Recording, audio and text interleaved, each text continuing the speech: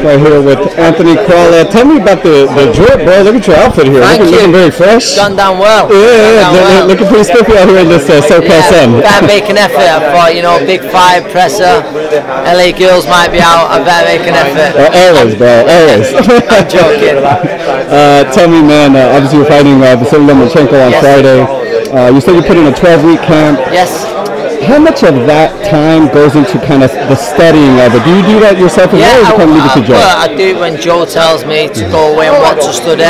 I leave obviously the main part studying to him, but of course, I watch him, and I've watched a lot of Lomachenko before even we was talked about. So I do it. I think it's sort of homework.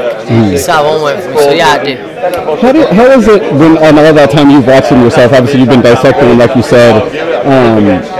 How do you deal with, I guess, the footwork aspect of Lomachenko? That's very tricky because he's so unique, very versatile. So you think you found a pattern and then he's gone. So it's very tough. It's very tough to study. He's one of the toughest fighters in the world. You'd have to study, but we've done our best and prepared the best that we possibly can in preparation, and I believe my trainer has as well. What do you take away from the Lineal fight? Obviously, Nadas put him down. First time, he ever looked kind of human, I guess. Or it was prior to the Lineal fight, it's been a while. Do you take anything from that fight at all?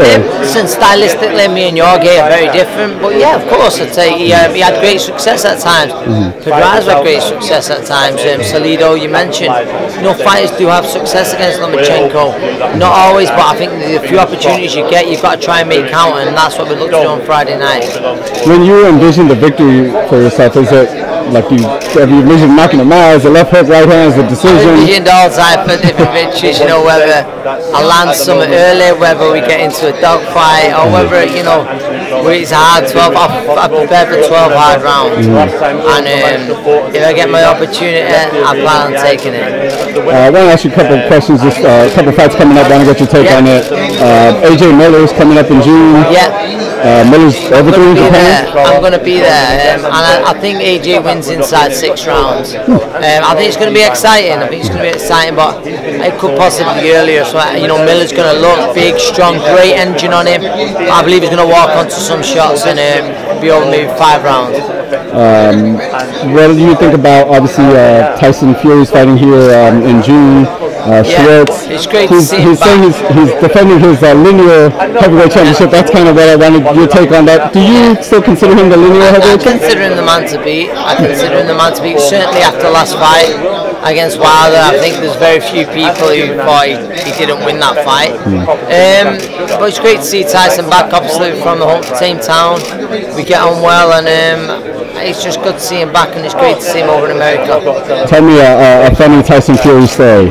I could just, mate, there's so many, but Tyson loves to sing.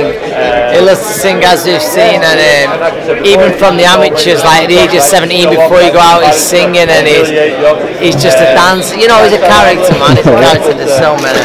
That's right. Con Crawford coming up soon. What do you think about that fight? I mean, hopefully, Amir I'm friends with can pull off a huge upset. But it's going to be tough. There's no denying that. I see Crawford as one of the pound-for-pound stars in boxing. So talented, and we'll see. We'll see. It's I'll never back against a friend in the mayor, but I'm under no illusions. It'll be very tough. I want to ask you, Billy Joe Saunders is fighting soon at super middleweight for the WBO. That situation's kind of cloudy because I know Callum, your silver middle wants to fight him as well.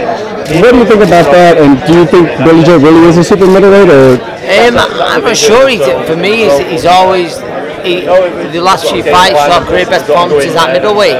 But he's a very talented individual, Billy Joe, and if he feels it's right to go up, maybe he's chasing these big fights, then that's the right decision. Obviously, when you see Ramirez and Callum, they're an awful lot bigger than Billy Joe, but we'll see what happens. He makes his debut in May at the weight, and we'll see a Billy Joe, hopefully a new improved Billy Joe. Lastly, man, Canelo Jacobs, big fight in May. Yeah, man. The biggest in middleweight right now.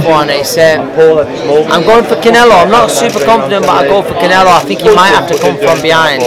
Size against size could play a huge part. Jacobs is a huge middleweight, but we'll see. I'm leaning towards Canelo. Canelo points, but he comes from behind. Anthony, man, tell the fans where they can follow you on your Instagram, Facebook, all that, Twitter. _Crolla on Twitter, and I think it's _Crolla 86 on the gram. Got a uniform, all that, man. Thank you. All right, brother, appreciate your time. Best of luck, sir. Thank you. We do this one and then we Hey Fight fans, it's Michelle Joy Phelps. If you haven't already subscribed to my YouTube channel, make sure you go ahead and do so by clicking this icon right here and hit the bell button so you can get notified every time we upload a new video. And we also have a free app available on iTunes and Google Play, so make sure you go and download that. Bye Fight fans.